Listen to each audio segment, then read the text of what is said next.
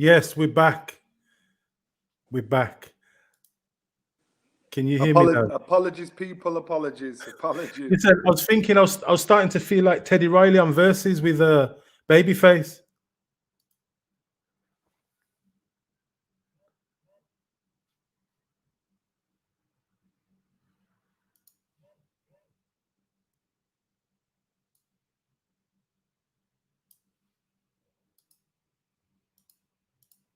So I am starting to feel like Teddy Riley on Versus with Babyface. I'm sure we're going to get this right. Here we go. Yes, sir. Yes, I don't know why. I don't know what I'm doing. I don't know what I'm doing. You must be out in the sticks. You're clearly not in Sheffield, because that's the Wi-Fi is not as strong there. But look, we're gonna go as much as we can, because people are feeling what was going on. So we were on. You went to boxing in order to make friends. Yes, and that was it. That no other reason. I didn't want to fight. I just couldn't fight. You know, I was great at causing trouble, never good at backing it up. I was a little trouble causing. I'm just a happy-go-lucky guy, and my brother did it, and he was my hero. He was my hometown hero, because I followed him everything he did.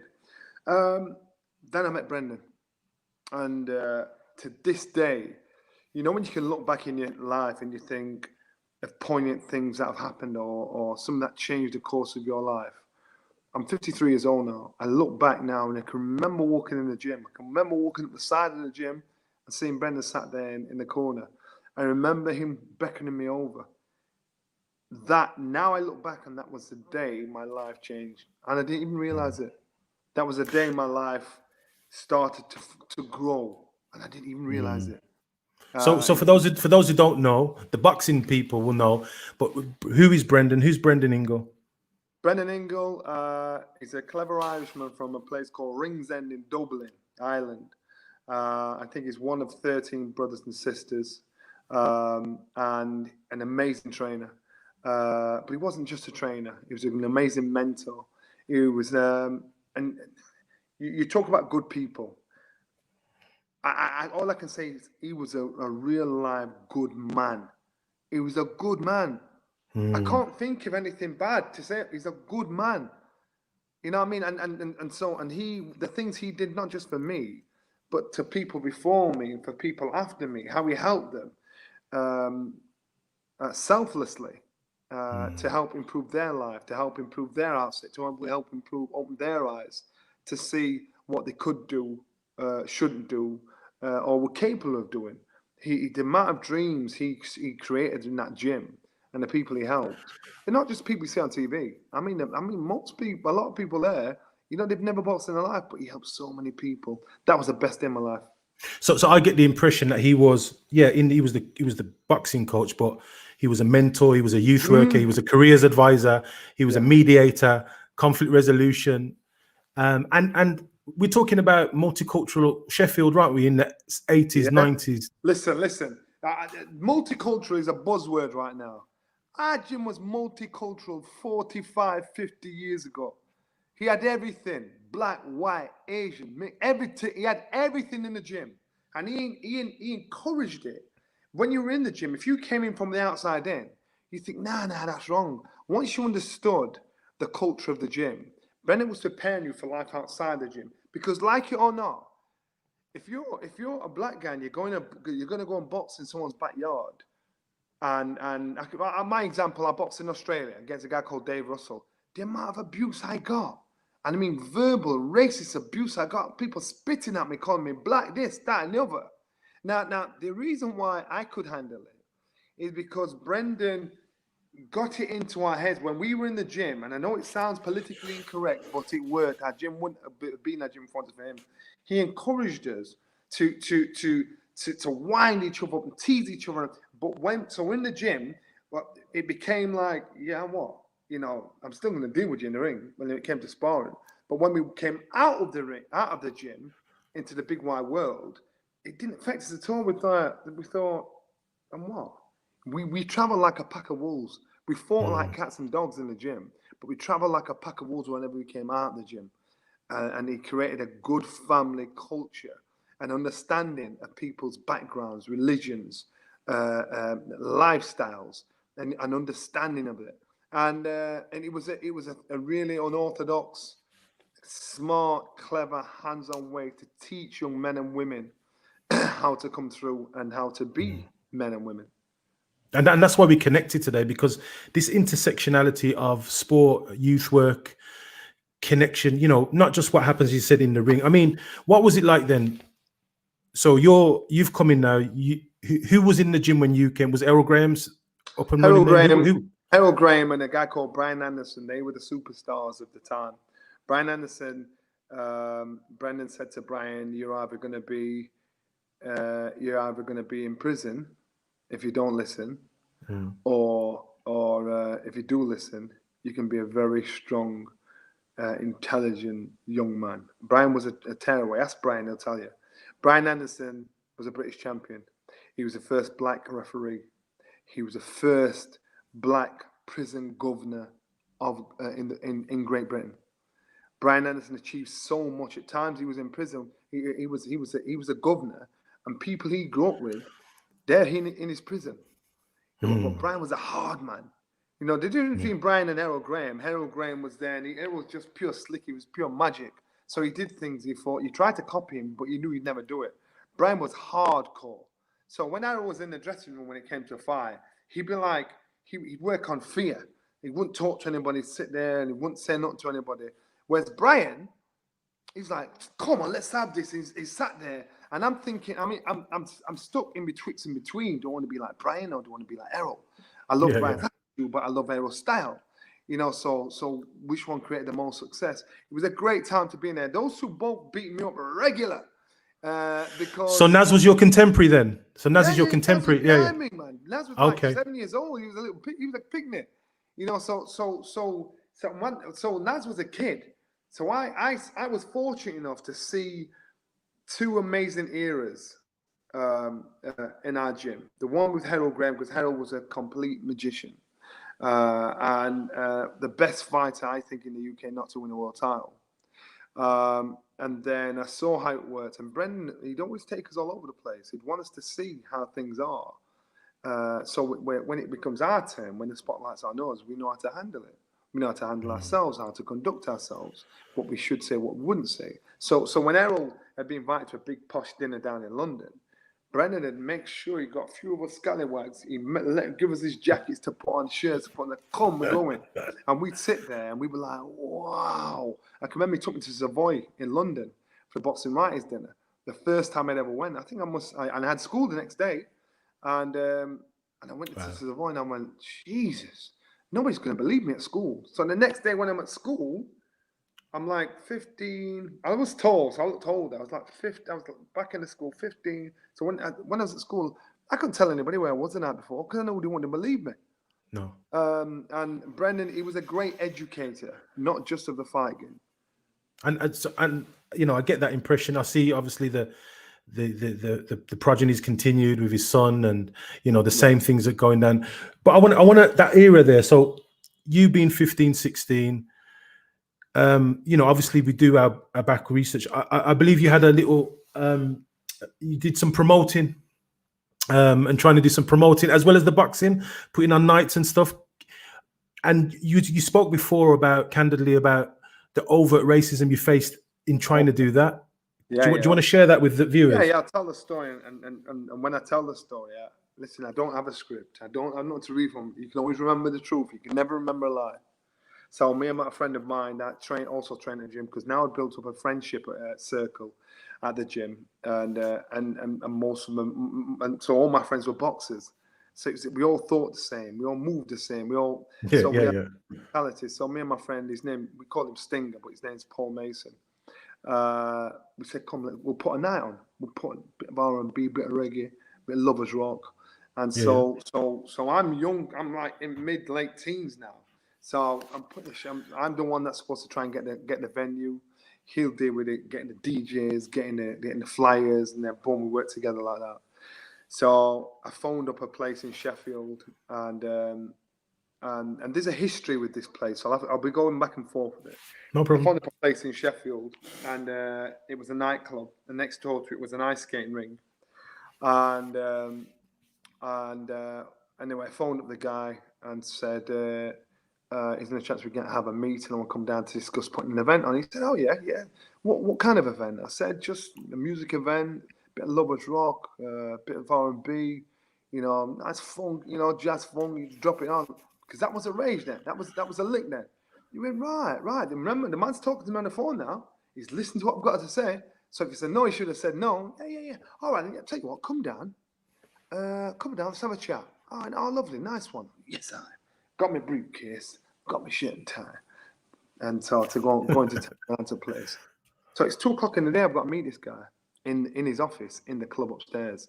So when I got there, I've got it in my head what I'm going to go through. As I walk through the door, I see 2 big bouncers on the door, and I'm like, "Club shut. What you got bouncers for? There's nobody in. The club's shut." So these 2 big bouncers are on the door to his office, and he just thought, "That's weird." Anyway, walked inside. As I sat down, my man's like this. Look how. So you walk in, and the guy, he's like this, writing. Sit down, mate.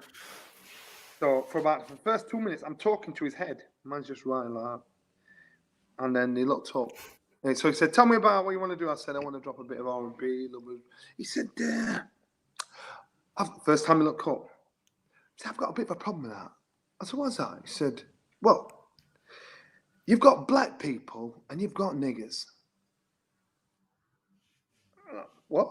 I'm thinking, did I just mishear what he said? Yeah. You've got black people, you've got niggers. You play that reggae music, it attracts all them, rastas with a smelly hair. Them niggers, I call them niggers because of trouble. I'm like, and this one's like, I'm thinking, I know exactly what you're trying to do. You're trying to make me react so them big man at the door can come and jump. I'm thinking, oh God. But when you hear the story, it's shocking. But when something like that is happening to you, you are It's abuse. anger. You've got rage. You're like, because it's real. It's like when we watch an old slavery film saying, "Cha, that never happened to me." But then when somebody's in your face, dropping that on you, and it's for real, it's not a night, and this guy's in my face, dropping the M-bomb, saying black people this and this, and I'm sat there, I thought, boy, and I'm telling you, I was sweating, I was vexed. But I remembered the training we come through in the gym, sticks and stones. This man wants you to act in a certain way. I remember my mom saying, "Don't act in a certain way because they'll try and say that's what black people are like." So I'm sat there, Bex. I was so mad. And so he said, so yeah, I don't want that crowd in here. So thanks, but no thanks, mate. I'm all right. That's what he said to me. I went, right, okay, no problem. Thanks for giving me your time anyway. So I stood up. As I stood up, the chair moved back. As the chair moved back, the door bust open. The 2 bouncers on the door thought I must have gone for the guy because they knew what's. Boom, dust up, stood the lot. And so I turned around, put the chair back, walked out. That's Bex. Now I remember years before there was an ice skating ring next to it. So this guy was either the manager or owned the ice skating ring. And in the ice skating ring, I went there once with my school friends, who most of them were white. And I went once to the ice skating ring. You put your shoes in, they give you your boots. Everybody's in there, have a good time. Come to the end of the day, you give your boots, they give you your shoes back. I gave him my boots. That same guy said, "You got a ticket?" I said, "No, you got a ticket." He said, "Well, you're going to have to wait." I said, "But they're the boots, and that it's number 10, and they're my shoes in number 10. When you got no ticket, you'll have to wait." So I'm waiting. Everybody had gone. Everybody had left. The cleaners were there. They seen what he was doing. And I'm like, and so one of the cleaners felt sorry for me. So she got the shoes out quick. She said, "Go on quick. Get yourself off." So that's twice now this man's got me. Yeah. So now time's gone on. Now I'm starting to box. I'm getting a bit of name to myself in Sheffield. And I get invited to go to the City Hall where there's a few dignitaries, businessmen from the city that are trying to do good things. And I'm a guest of honor. So as I get to this event, as they call, I'm at the back. I'd not seen everybody at the front. They're already on stage. I got there in time to get on stage. As I walked out, and they're all sat on the stage, and the crowd's there. My man's, boom, he's on the stage. He's one of them. I thought, yes, your devil, today's my day. So remember, I could have tried to box him, and I'd have got to catch the right beating from his two bouncers and probably him. I'd have probably could have tried to jump over the counter to get my shoes, right? And he'd have tried to make out as I was causing tribulation. There's no saying, Peter Champ man ride donkey, right? Of course. No saying. So now my time's come. God moves in a mysterious way. So as I walk up onto the stage, I'm shaking everybody's hand. How you doing? How you doing? How you doing? How you doing? Got to his hand, pulled him forward, said, listen to me. I know exactly who you are. And I remember exactly who you are. If you're here by the time I get to the end of the queue, people are just thinking I'm talking. Networking. If you're here by the time I get to the end of the queue, I'm going to tell everybody who you are and what you did. Move on. By the time I got to the end, all I saw was a goal. What? The man gone, disappeared. I've never seen him in Sheffield since. I tell the story because anybody that knows the club and anybody that knows it, somebody knows him. And this guy, it will affect him for the rest of his life because because there's two types of this racism is bad anyway. It's bad, period. But it's the sneaky underhandedness. That's the worst one because you don't know until you're in the jaws of it. Then it's boom, catch you. Of course. If you just come to me and say you're black, this, blah, blah, blah, blah, blah, at least I know you're ignorant. So I can deal with that. Yeah. With a smile. I like my racist over, if I'm honest. Yeah. You know, because I know how to work with, but it's the system, not just the covert, the That's institution. Yeah, but the undercover ones, they're the dangerous ones. They're the dangerous ones. And he was one of them. And I thought, you know what? For years, that's what happened to me. God knows what you're doing to other people. Exactly. For years, and look at the dichotomy, right? You've got this person in a place of power who's blocking everything that you as a young black male wants to do. Then you've got Brendan, probably similar age, more young people under his wing, right? Than you can imagine. Of all different empowering them, empowering religion. them. Yeah, and that's why. Exactly. So that's why I was used to Brendan's. So I'd met somebody that was white, that was a proper good man, an inspiring man. So I had nothing against white people. Yeah, I met an inspiring man in Brendan, and so I knew what good was. So when you meet somebody that is the same complexion as him, I don't judge Brendan by him just because he's whatever it is. Now I find out, I just think, right, you deal with people differently. But so his underhandedness and how he went about it, I just thought it was the sweetest feeling. And you got to wait up. Would I have tried to lash out and box him over the table for that 1 minute of pleasure? Or would I get a lifetime of pleasure doing what I did? And I get a lifetime because I can still tell the story now. And he knows who he is. And I'm quite sure. And look at what you said. You said, if you don't leave, I'm going to out you. You didn't say I'm going to out your lights. I'm going to out you because you've got the mic now. That's it. You've got the mic. That's what I'm saying. And it kills him. It's the best way because I could have acted in a certain way and he said, yeah, that's how black people are. That's what your mom tells you. This is what they want to say. But I didn't. I dealt with him in a way that he couldn't handle. I dealt with him with words. I dealt with him, not with anger. I didn't have to cuss him out. I just had to talk to him hard. I said, yo, this is what's going to happen. I'm telling him. I hear you. So had you get in the world title then, or was you on the road to the world title? I was on the road to the world title. I won the British title. I won the European title. It was just before I won the world title. But in Sheffield at that time, I think I was the only champion at that time in Sheffield. I think, but it was so in Sheffield, a small place, and sport in Sheffield is amazing. From we've got 2 football teams. We've got everything going on here. So they celebrate sport well in Sheffield. So. That's why I was in that position. So tell me, young child of the diaspora, as we call ourselves, know what it feels like to have the secondhand toys growing up, challenges, overt racism, pushing through, and then years later, you fast forward and your arm gets raised as champion of the world. Talk to us what's that feeling like? And Brendan always said, sex, politics, and religion, keep out of them. You just have your own beliefs, your own understanding, your own conversation with it. When you touch this thing there, he said, just try not to talk about this because everybody looks at things differently. Sex, politics, and religion. And we actually all more or less believe in more or less the same thing, but believe in a different way. So I remember when I boxed for the world title, in my head, I now knew this was my time. I now knew I'd done everything. I ticked every box in our sport. I had no reason to lose. So all I could do was expect to win, as long as I put the work in. And that's what I did do. I put amazing work in. So when it came, we saw the six pack. We saw the six pack. We saw it. Everyone saw it. But what I'm saying is, what you see in the ring, that's not what it's about. It's about what's in there. It's about how you train, how you prepared that, how you've gone through things. And this is boxing is like life. It's how you deal with things. So because when you're under pressure, you've got to act in a certain way. You've got to act smart. You've got to make the right decision. So when in my head, I thought, when I beat Colin, I'm just going to stand there because I'd got a lot of stick up to that point because I was learning on the job in my career. I was winning, I was losing, I was getting up there slowly but surely. But I had to do it the hard way. So as I'm getting up there and it came to boxing call, I thought, I can't see how this man had beat me.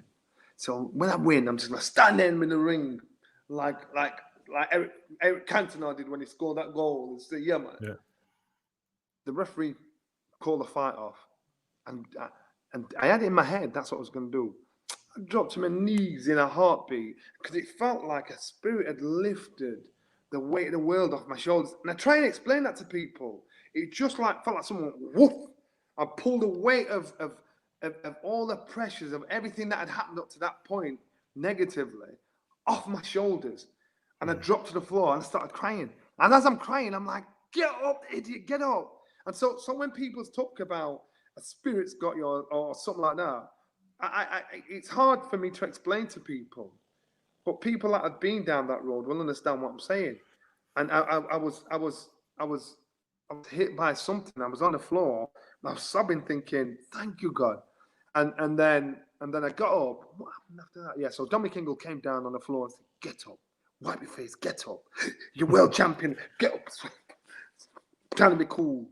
And then I did an interview ringside. And when I did an interview ringside, I was asked a question. I didn't have a speech in my head because I didn't think past that point. I just thought, I just want to win.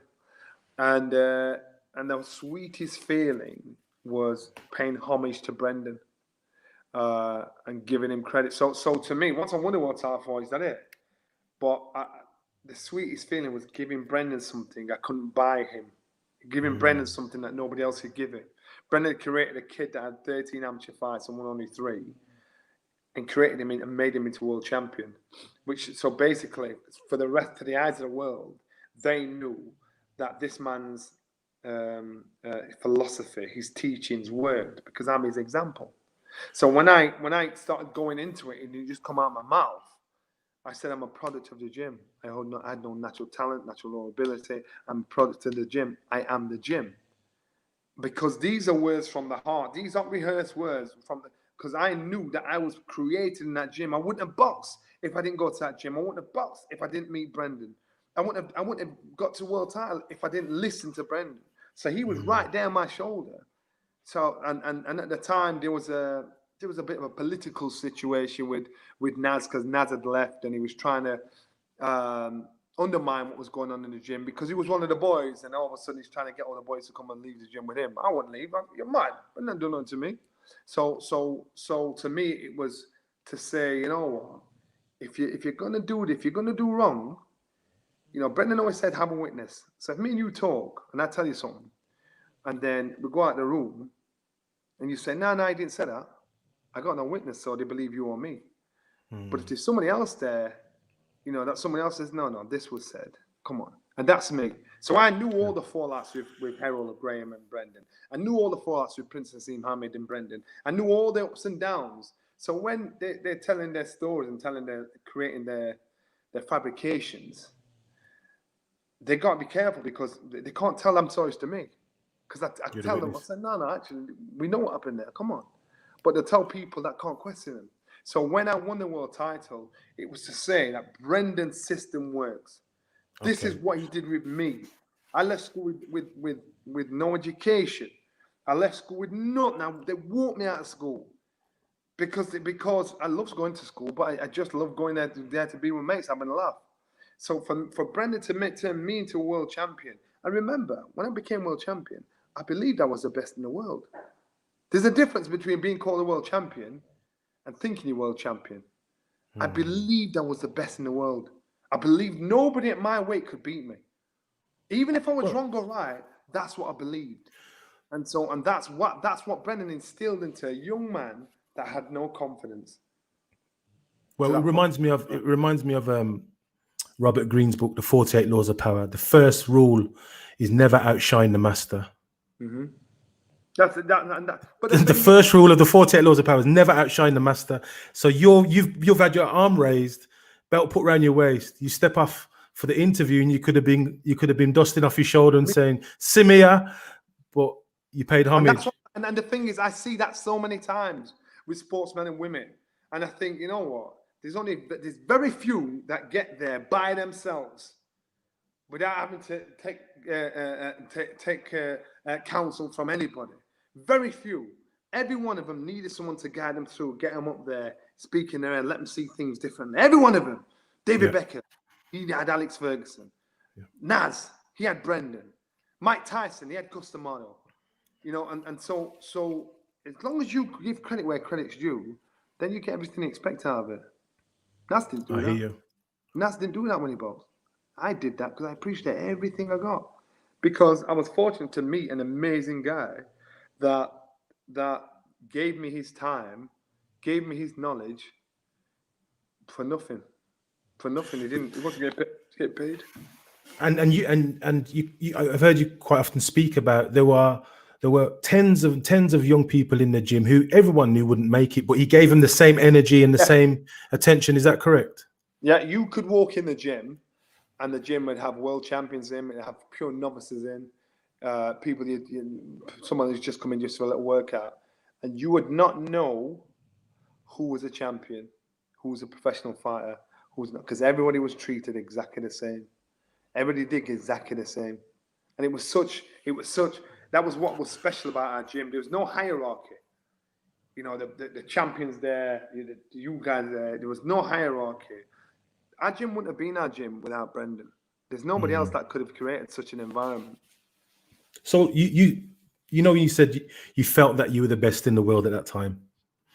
But Brendan, you went on to defend it for how many years? 6, 7 years. 7 years. So is that still a world record? Yeah. And that's what I'm saying, and that's why again, it ain't about me. It's about somebody, the person that created me. Because if you can, and excuse my French, if you can turn a lump of shit into a lump of gold, there's something special about you. You can do it once. Then people say it's luck. You can do it twice. Let me see him do it again.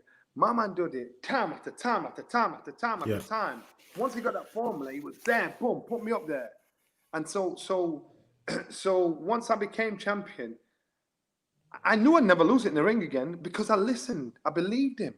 I believed when he told me about the stories about Jack Johnson, Floyd Patterson, Sonny Liston. He'd be forever telling me these stories about fighters from yesteryear, black fighters who I could relate to.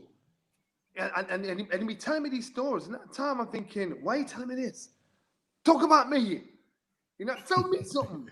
Yeah. But what he was doing was he was planting inspirational role models in my head. And he was trying to say to me, look, they're only human. This is what they did. This is what they achieved. This is what they went to get to achieve what they did. And so subconsciously thinking about it, this man's like giving me people to think, he looks like me. I could do that. Everything's possible. Everything. If you can conceive it up there, you can achieve it physically. And that's what he did. Beautiful. So defended it for 7 years. You retired champion, right? Yep.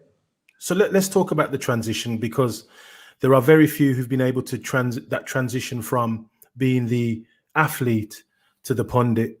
And, and pundit's not the best word, because it's a lot more than just being a pundit in the studio now. It's journalism, let's be honest. Now you're a journalist, because, I remember I was watching an interview with Ian Wright, And he said in his first wave of being on Match of the Day, he didn't put a shift in. He kind of turned up and he'd wait for like 10 seconds of his opinion. But then he realized he was getting, pushed to the side. And then when he started studying and understanding. So what about your transition? Because did you know you were going to go into journalism? No, I didn't. Make the link for us. Brendan would encourage us to. He always put you in what we could say was embarrassing situations where you had to talk your way out of it, and so he made you think sharp, made you think fast on your feet.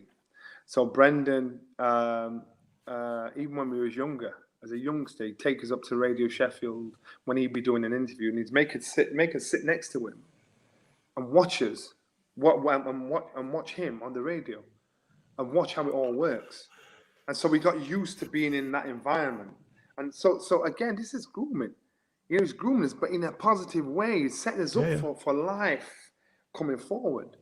And so when I'd retired, and I was a guest, I was asked to be a guest on the show. So for me, as far as I'm concerned, just say what you see. Just because it's not what everybody else is saying, don't mean you can't say it. You say what you see. When you say what you see, you are talking. If you follow people, your character's gone. Your individuality's gone. If you say what you see and say it with how you feel it, if people don't like it, they won't use you again. If people like it because it's different, I can say what everybody else is saying, and I'm not going to say something different just to be different. I will stick to my opinion. If I'm wrong, I'm wrong. So I'll admit, the first time I got into that side of it, it was hard. Because in boxing, when you're under pressure, you can just thump your way out. Bam, bam, bam, get out of the way. When you're on TV, you got a camera in front of you. And then once you start overthinking that, behind that camera, there's thousands of people watching you, assessing you, looking at you thinking, he didn't say that right. And judging you on something you can't do anything about, judging your intelligence, judging your speech, judging your everything. This is nothing, you can't do anything about it. And it's proper pressure. Because if every time you open the house, you think people just watching saying, it's the stupid little things, it's proper pressure. And so I had my time, at the time, my boss, the head of Sky Boxing was a guy called Adam Smith. And my reading was never good. I don't feel ashamed in saying that. As an adult, I don't feel ashamed. That's how it is. And there's a lot of people that just can't read very well. And I was one of them. So when I started this, and I've always got out of actually having to confront it or deal with it. I could read, but it was like it probably out of a 12-year-old, and so when it came to doing that, they have the auto cue, and now all of a sudden, as soon as I see the auto cue, even though I can read, I'm sweating. Oh God, I'm going to sound really stupid. I'm going to mess up. And every time I did it, I hated it. I'm sweating. You could see sweat coming out of my arms. And Adam sat there, clever guy. He sat there. And after one or two shows, I said, you know what? He said, scrap the auto cue. He said, Johnny, he said, as long as I knew what I had to, what we were talking about on the subject we spoke about, as long as we hit certain times in regards to when we wanted to go to a break or when we wanted to show a feature, just talk. Yeah. And straight away, boom, he's on auto cue because he does it brilliantly. You wouldn't know. I'm talking because I'm talking naturally from my heart. I ain't reading nothing there. I've done my homework, so I know my stats. I know what information I need to know. I know what I'm talking about. So therefore, it's like me and you having a conversation in a pub. It's just a conversation. So when people watch these things on TV, they think he's all right, and because it's like I'm chatting to my mate in the pub. I ain't reading nothing. And so, and it was brilliant how we did it. I thought it took so much pressure off me, but I then really loved the job because you could just, it was like talking to your mates. It was just like. Did you start Ringside or you didn't go straight into anchoring? Did you? No, I didn't. I started as a guest actually. I was a guest for a couple of shows, and then I was a Ringside guest. So basically, I wasn't part of the part. I was just there. They wanted my opinion on something for 2 minutes or 5 minutes, and that was it. And then as time had gone on, they had me then as a pundit when they had overseas shows. Come in, tell us what you think of this guy here. And because I noticed the change when I saw them fitted suits coming out. I thought, Johnny's here to stay because, I mean, and since then, I mean, how long have you been involved in Sky now? 15, 16 years, probably a bit longer. So since then, we've seen obviously, you headlining and anchoring and so on. But now you're in a new world, right? The world of media. It's big, it's corporate, it's big business. Needless to say, you're a black man in there again, right? And I've heard you talk about boxing being a leveler, that no matter what happens outside the ring, in the ring, all men are equal, right? If you're good enough. Yeah. But now you're in the corporate world. So tell me, what were your experiences? And this is, and we're not on about specific organizations. What we're saying as an athlete that's gone into journalism, now you're in the corporate world. It's about numbers. It's about messaging. It's about, what were your experiences? So one thing I know that is that since the Black Lives Matter movement, corporations like BBC, ITV, Sky, BT, everybody, and now consciously looking at how they are, how they've been, their attitude, their viewpoint, and they realize where they've gone wrong. They realize that there needs to be more people of color in the boardroom.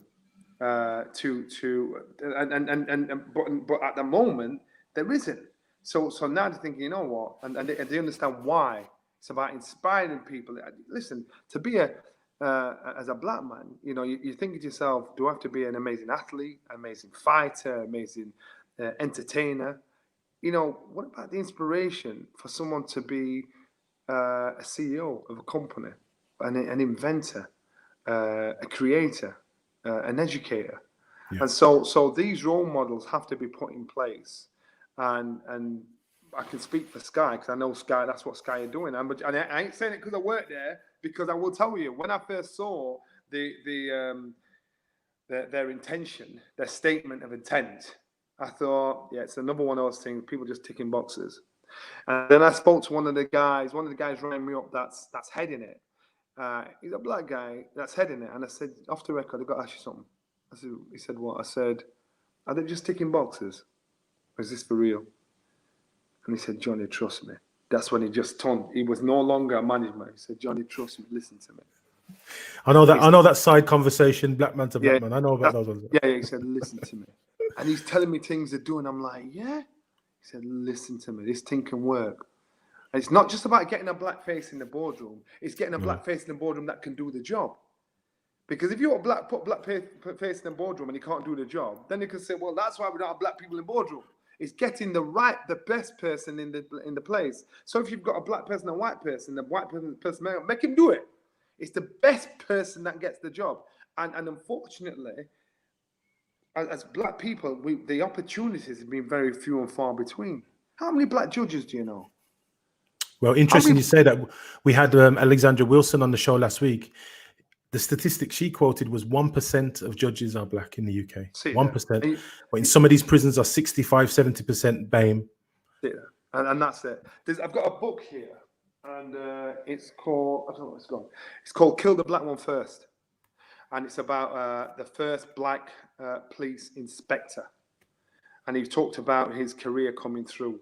And when he was in the police, when he was, one of the stories is when he was at the station, all his colleagues and that, they'd be black this, black that, and he had proper. He knew he was like one, he's getting armed, and then all of a sudden he'd have to go out to deal with some football rights that were going on. As when he opened the van door, there's blacks and whites fighting, and the black people said, "Kill the black one first," so he said, "So I'm here to uphold the law." To help everybody, but the people I'm working with haven't got my back. The people that see me think I'm with them. I've got their mentality. It's an amazing book. I can't find the book, but it's. I think I'm familiar with it. I think I'm familiar with it. Yeah, it's the limit. But what I'm saying is, when it comes to the corporate side of media, it's now starting to change, and it's got to change because. Questions that uncomfortable conversations are being had, and so you put yourself in a position, and they've got to tell you why you haven't got a job. And at Sky, one of the things what they talk about doing is blind interviews, because if you're Nez Mohammed, nine times out of 10 you ain't white, You know what I mean? So it's a blind interview. So they look at it, look at the paperwork, say this man's done this, and this. I'll not be in my level M. It's not until they sat down in front of him, Yeah. they know the ethnicity of the individual in front of them. You know, to me, that's great. Because individuals are individuals, human nature is human nature. So you're going to get certain people that will be undercover with their racism. But now we're in a position where, you know, it's about saying, well, why haven't I got the opportunity? And exactly. I say to students, I say, listen, you know, when you're studying, you can all come out with A+. You can all come out with exactly the same results. So you tell me why you think you wouldn't get the job. And out of all of them, why would they pick a certain individual out of all of them if he's not somebody's uncle or somebody's cousin? That individual was picked because of their character, their personality, who they are, how approachable they are. You know, and that's why when you go in for a job, you're on the same level with the same amount of your education. That's why that person with character will rise above the top. That's why that person of character will stand out. That person has to be approachable, show enthusiasm, show leadership skills, show the opportunity to be able to listen and learn and inspire. You know, and so now it's about, if the opportunity is there, we've got to take it. We've got to put ourselves forward. Go for the job. Go to study to be a judge. Go to study to be a governor. You know, it's about inspiration. And you know what? It's interesting you said it, because I haven't seen Micah Richards on the TV so much in my life. Every time I turn on Match of the Day, that brother's front and center, and then Football Focus. I'm going to come across. I'm going to put up a question from Lee Middleton, who's the Chief Exec of the National Youth Agency. He says, how do we inspire more Black colleagues into leadership roles and to nurture the next generation? By giving our colleagues, giving people there, giving them examples, people to inspire them to say, you know what, if he can do this, there's somebody that looks like, I've just said earlier, if he looks like me, that means, well, why can't I do that? It's encouraging people to say, look, if you apply and you put the work in, expect the results. And unfortunately, if you put the work in, many times you didn't get the results. But now it's a point where you think, right, apply for the things. Don't be a sportsman.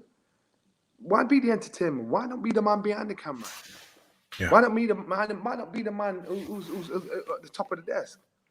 You know, and so a lot of young men like myself that had no education will leave school, and you think, what do? Sport. You know, where was my inspiring role model as a youngster coming through? The only person I had that was out there in the media was Muhammad Ali. You know, you're thinking, why? I'd never be like him. So where am I? I'm lost. We've got to create role models like you and I, and some young guy coming through thinking, you know, Johnny Nelson's done that. I'm never going to that. I'm going to do this. I'm going to get into punditry. You know, and so we've got to explain to them our path, our process, our understanding, what worked for us. We can talk about the negative aspect. We've got to talk about what worked for us. Listen, try this, try that, try this. You know, about mindset, about understanding. Yeah, and being coachable. Listening.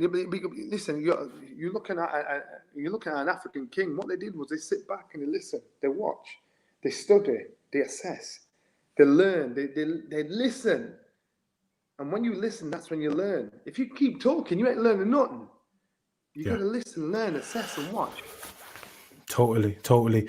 So I know that, and how we met. You know, you do a lot of work offline that people don't see. You know, haven't lost sight of the grassroots. You know, speaking to people in prison, young people in prison. Just put, you know, the saying that I often say, you haven't pulled up the ladder behind you. You've looked down now and saying, right, who can I help and support? Where does that passion come from? I mean, you know, it comes from Brendan Ingle, because I think this guy did it for me, and he had no reason. If I wanted to be paranoid, I think, why would this white guy want to help me? Why would he want to help me? But I look at it and think he helped me because he was a good man. And he used to say to me, Johnny, you know, I'm going to educate you, and I'll keep educating everybody. The problem is, once you get to a certain level of education, you're going to start questioning me. And that's good. It means I've done my job, because I'm making you think. So for me, when I see Brendan would take us in the community, take us all over the place. He'd have us doing everything, and he'd want us to see how life could be, how life should be, how life shouldn't be. He gave us choices. He gave us aspirations to achieve bigger things. So we thought our life isn't just our area where we're brought up in, and that's where we live and that's where we die. There's a big world out there, and there's many different cultures out there. And so if you think big, I don't mean ridiculous. I mean, think big. Think outside the box. Think, I want to see something different. And educate yourself, because most education is not about a bit of pen and paper. Because once you left school, pen and paper, that's done. It's about life. A lesson in life, how to deal with many things that happen in life. True. And I said it last week's show that, that saying that the bird born in the cage thinks that flying is insanity. Yeah. And, we have a generation now where, it's different. It's different. You're a little bit older than me, not too much older than me. But the challenge now, I ask and say to people, would you like to be 14 in an inner city community in a major city? No, the challenge, it's not like, Sheffield's known for steel, Birmingham's known for car manufacturing. The opportunities are narrower and narrower. So you have to have a stronger mindset. I'm going to say to people watching the live, if you've got any questions for Johnny, please post them in the chat and we'll get them up on the screen. But before we do that, we always ask guests 3 questions. It's called the 3 Ds. So what's your favorite dish? What's your favorite destination? And what are your final dreams? So let's start with the dish. What's your favorite dish? Oxtail. Hold on, let me pause a minute. Everyone that's come on here has drawn for the oxtail. What? Really? Mostly because I think it's because it's such a unique. But yeah, what oxtail with white rice? Let me tell you. No, my wife, ex-wife. I keep saying wife. We're friends now. She lives next door actually. Man, 2 daughters live there. So, and I can't cook the oxtail like she cooks the oxtail. She don't like oxtail. She cooks it amazing. I'm thinking, how do you know what it tastes like? We don't put the thing in your mouth. So every time I get it, I'll buy some stuff. I'll go around and knock on the door and say, will you cook me some oxtail? And she'll cook it up. And that is my dish. Everybody knows that's my dish. I don't oxtail and white rice. But oxtail, and you live on a farm, right? Yeah, I live on a farm. So it's like a little religious commune. So because we're just all stuck in the same place, everybody's on top of it. But it actually works. It actually works really well. And you got horses, and I'm seeing all this. Horses, we had chickens, had goats, and love it. Yeah, it's nice. My mum came up here. My mum's from St. Thomas in Jamaica. And so it's pure bush up there. So and a little bit of just nature. So whenever she comes up, she likes that. I hate to get rid of the chickens because the fox get teeth in them all and killing them. But that it's it's nature. It's just you're just out of the hustle and bustle. Of course. And it's nice. Of course. So oxtail with white rice or rice and peas? Rice and peas. Okay. Make sure you favorite make sure you put some butter beans in the oxtail. You're in the zone now. You're in the zone. Favorite destination? Negril, Jamaica. Negril, okay. It's where I've been a couple of times. I actually got married there, and but it's a beautiful, beautiful, beautiful island. It's a beautiful beach. It's a beautiful. I just love it. Yeah, listen. It might not be the best because I've not seen everywhere else in the world, but for me, it's the best. That's what I've seen so far. And the grill is just. To me, I would, in my dream, because we're going to get to that next, my dream, my intention, when I retire and I'm done, I'm just old and mash up, I'm going to learn to fly a boat plane. All right. I'm going to do air Uber in Jamaica. So you fly from Ocho Rios, you fly to the grill, you fly to Montego Bay, and I'm just going to be air Uber. Come on, get in. Listen. You've defied the playbook many times, right? So anyone who wants to go Jamaica in the next 10 years, you might see Nelson's Air Uber picking you up. And in terms of I know that in terms of your retirement dream, but in terms of your work now around identity, inclusion, diversity, what dreams do you have? What would you like to see going forward? Because you said something profound. It's not about having a brown or black face in a board. It's having a competent brown and black face on board. That's what's most important. And so all I can do is draw on my experiences. I knew that the experience I had around Brendan made me the man I am today. Made me, even my lifestyle with my ex-wife there, and everybody's good. We're still a family. Even though we're not married, we're still family. Our kids are our kids. So we're still there. We set a good role model for our kids, but their parents are still there. We're good. So this is what I understand. It's very important. Relationship breakdown every day of the week. But it doesn't have to be. They don't have to be animosity. It don't have to be nasty. What it can be is just be nice. It can be just get on with it, especially if you've got a family. So to me, when I was coming through, I always said to Brendan, I would never do what you do. And he's as a trainer and a manager. And he said, why? I said, when I first met you, you had a full head of black hair. Then your hair went grey. Then you went bald. I said, because you took on all the pressures of all the kids and their families. And vicarious trauma. I said, unless I can commit like you, Bren, I don't want to do that. And when he passed away, I said it about the artists like Luther Vandross and people like that. I'm thinking, wow, what an amazing talent. What waste? Where's it gone now? It's just gone in the ground with him. When Brendan passed away, I thought the same. I thought, all that knowledge, all that wisdom, all that experience, he's gone in the ground with him. But really, it didn't. Because what he did was he spoke to people like me day after day after day after day. And many other people like me, inspired many other people like me. So it's our job to pass on that wisdom to help the others coming through, because he helped me and share mine. So I might be able to help someone else. So now, in my head, I'm thinking, you know what? I'm gonna do what Brendan did, and because now I can commit and give that time. I'm gonna set up a gym. I'm gonna make it in my kind of gym where it's a good vibe. It's multicultural. Everybody works together. And it's not just about being a champion. It's about being a better adult, a better person. It's interesting. You hit the nail on your head, because someone on the live there, Concord Centre, there's a lead youth worker there from Birmingham called Adil Hadi. He's always been in and around the boxing circuit, trained and so on. But I've seen him take young people who just did pool and table tennis initially, come back years later. I see these young people working the bag. So he's giving them the kind of the connection around youth work, but also saying, look, get fit, get in there, release some. And I see the power of sport and youth work and relationships. But it's to give you self-worth, because you want to think, I actually can do something here. I can actually do this. Once you feel that good about yourself, then it lifts you to another level, and you'll do the same for somebody else coming through. You'll inspire them to feel good about themselves. I can do that. Yo, come on. And the nicest feeling, the best feeling, is when you finally can help somebody, and for no reason. You go and help somebody, and you've made a difference to that person, and do it in a selfless way where you don't benefit at all. It doesn't make it hard for you. It doesn't cost you. What I'm saying is, if you can help somebody, but you don't benefit at all, what it costs you is time. Trust me, when you walk away, when you go to bed at night time, you sleep good. You sleep good, because to me, it costs manners and respect. Costs nothing. Well, I think you've spoke to what Abby from the NYA was asking there about prosocial modeling.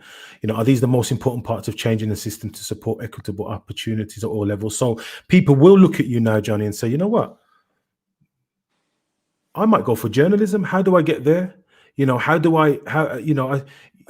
of us now, we the 7 laws of separation. All of us are seven steps from Deontay Wilder now, but your world now is so vast. The thing is, I get DMs, I get messages from guys and girls asking me how they get into, and I actually like reading, and I answer nearly all of them. Okay. About how they can get into it, because I can't meet everyone in the world, and I tell them that to get that, I just give them little bits of advice to get them involved in that. And just find out where they're at and what they want to do and how they want to do it and how they want to achieve it. And that's the question they're asking. That's the Concord there. It says, what advice do you give to Black youth who don't trust the mainstream media? Well, so basically what you do is you make sure you can do the job. As long as you know you can do the job, You keep persevering. You keep on. If that door shuts, try that door. If that door shuts, try that door. You know, because there's enough time. There's going to be enough failure before you get success. My career says that. Everything I've done says that. I like the fact that people forgot I boxed and now they remember me for the punditry. The doors were never open for me all the time. I had to knock. I got thick and people. I got negativity. So once you know you can do the job, once you know you're capable of doing something, you master your craft. You knock on one door. If they don't recognize your talent, knock on the next door. Knock on the next door. If that don't work, create your own. And that's how you create cameos of genius, of brilliance. And it's about perseverance. You've got to take the knocks to get to success. It's part of your experience of life. It's part of your experience of coming through. If you want to get to the top and stay at the top, you've got to see the good and the bad side of life. I hear that. Johnny, you know what? You've been added so much value today, and it's great for people to see the person behind the camera, behind the microphone on a different occasion. You've dropped so many gems for us today. What I would say to people is, you know, that Johnny said there's some gems in there. One of them was, if young people contact him, for the most part, he responds. I'll leave if you, and you know, and very few people at the top of their game say that. I'd like to thank you for your time. The reason why we do these programs in partnership with the National Youth Agency is to talk about equal equity, is to talk about what are the life hacks, what's the growth hacks, what you know, how do we build resilience, and how are we visible? And what I'm taking away from today is that, firstly, get to a place of excellence, get you know, sharp, you know, as Stephen Covey says, measure twice, soar once, you know, be good at your craft. And then knock on those doors, and then even when those doors open, be coachable. You've been an excellent guest on today's show, and you know, I wish you all the best with what you continue, and hopefully you'll see us all in Jamaica on Johnny's Air Uber in the future. Yeah, yeah. Respect King. Yeah, have a blessed one. Soon. Peace. Thank you very much. I hope you all enjoyed it. Thank you. Bye.